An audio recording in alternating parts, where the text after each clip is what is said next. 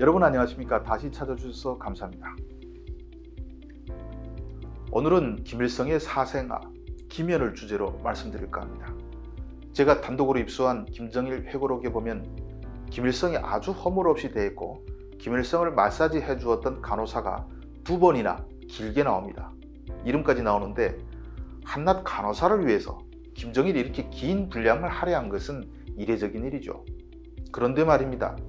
김정일의 전처 성혜림의 조카였고 1997년에 북한 공작원으로 추정되는 괴한들에게 피살된 이한영 씨의 회고록을 보면 1971년 김일성과 제갈이라는 성을 가진 담당 간호사와 사이에서 사생아가 태어났다는 이야기가 나옵니다. 1971년에 김일성이 사생아를 낳고 같은 해 5월 10일에 성혜림도 김정일의 아들 김정남을 출산했습니다. 환갑 나이인 김일성과 갓 30살에 접어든 아들이 동시에 불륜으로 아들을 얻은 것이죠. 이한영이 수기에는 김연에 대해 김정일의 매제인 장선택이 장현이라는 가명으로 자신의 호적에 올려놓았다고 밝혔습니다. 김연은 1979년 2월 모스크바에서 자신과 동갑내 기자 조카가 되는 정남과 함께 지냈고 그해 9월부터 모스크바에서 공부했으며 김일성의 담당 간호사였던 그의 생모는 장현의 이모로 둔갑시켜서 함께 지냈다고 밝혔습니다. 김정일의 주변에서 자랐고 많은 비밀을 알고 있는 이한영이 이렇게 말했다면 거의 맞을 겁니다. 그럼 그 간호사가 누구일까?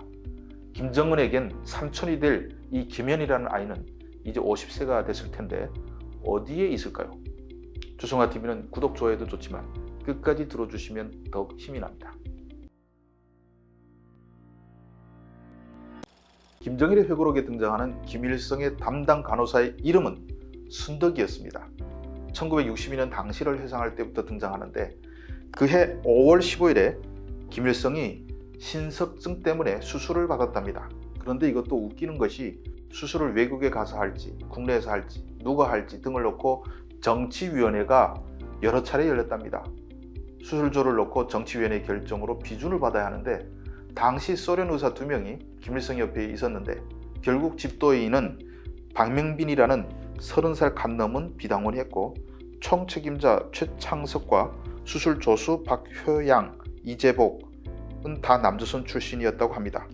그래서 당 간부들이 다 반대했는데 김일성이 강력히 주장해서 했는데 2시간 걸릴 수술을 1시간 15분 동안 했다고 합니다. 그리고 수술 후 내과 치료를 담당할 리정복은 아들 하나가 남조선 군부에서 고위 간부였다고 하는데 어디 찾아보면 나오지 않을까요? 아무튼 수술 뒤에 김일성이 나흘 연속 계속 한밤중에 순덕아 하면서 찾아 밖에 별이 떴는지 물어보는 대목이 있습니다. 그러니까 간호사가 왜 자꾸 이런 것을 시키냐고 하니 김일성이 내 자꾸 별이 떴는지 알고 싶어 그런다 라고 했답니다. 그때 계속 가뭄이 드니까 김일성이 비가 올지 알고 싶었다면서 수술 후에도 농사를 걱정했다 뭐 이런 걸 말하고 싶은 거였죠.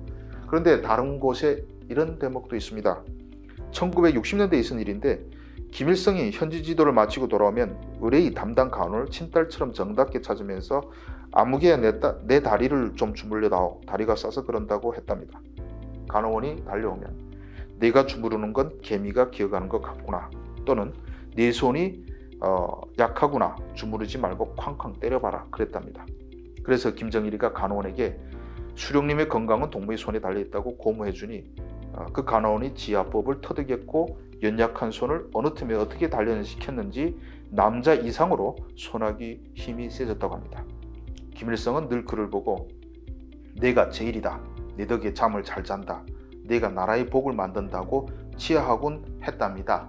이렇게 1960년대 김일성이 사랑을 받던 순덕이라는 간호사가 있었는데 1971년에 김일성이 간호사 사이에 아들을 낳았다는 것이죠. 김정일의 회고록에 자주 등장하는 것도 그렇고 시기상으로 봐도 이 순덕이가 김연이라는 아들을 낳은 간호사가 맞을 가능성이 매우 높습니다. 그럼 성이 제갈이라고 했으니 이름은 제갈 순덕이 되는 거 아닐까요? 사실 회고록처럼 김일성이 간호사를 저렇게 살뜰하게 했겠습니까? 말 한마디에 사람 목숨 우습게 하는 독재자가 말입니다. 사생아라고 해도 김일성이 자식을 낳으면 그때부터는 간호사가 아니죠. 첩의 격으로 신분이 상승되는데 그래서 이 여자가 모스크바에 나가서 이모라고 속이고 자기 아들을 키운 것입니다.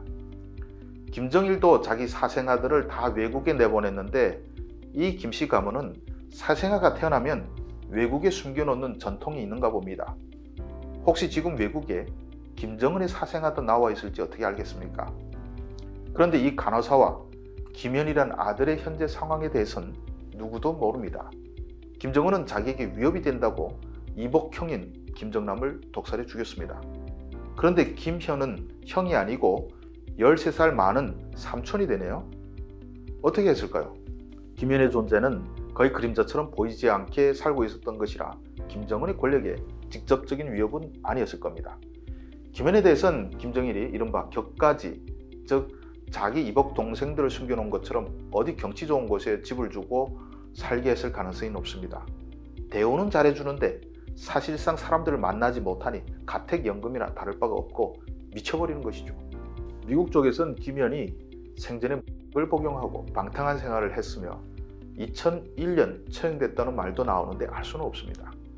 또 어느 자료를 보면 김현이 김정은에게 충성을 맹세하고 이름을 김성은으로 개명했다고 하지만 확인된 내용은 아닌 것 같습니다. 아무튼 오늘 시간에 우리는 김일성이나 김정일이나 사생아나 만들고 다니는 인간들이었다는 사실을 다시금 확인할 수 있습니다. 하긴 마오쩌둥도 20명이 넘는 간호사와 비서를 거느리고 놀았다고 하니 독재자들에게 간호사는 외부에서 볼 땐 옆에 있어야 할 명분을 가진 여성이지만 둘만 있을 때는 기쁨조였던 것 같습니다. 사회주의 공산주의 만들겠다고 숭고한 이상을 내걸고 나섰던 인간들이 권력을 잡으니 이렇게 추접하게 변합니다. 한국이라면 간호사를 저렇게 주무르라 어쩌라 하다가 들키면 할 만큼 부끄러운 일이지만 사회주의 북한은 저게 당연한 일입니다. 김정일은 자기만 여성들 잔뜩 뽑아 데리고 놀다가 혼자만 그러면 불만이 커질까봐 그랬는지 주황당 고위 간부나 장성들에게도 다 간호사라는 이름으로 기쁨조를 끼고 다니게 만들어주기도 했습니다. 북한은 참으로 속을 파면 팔수록 거름 냄새가 지독합니다.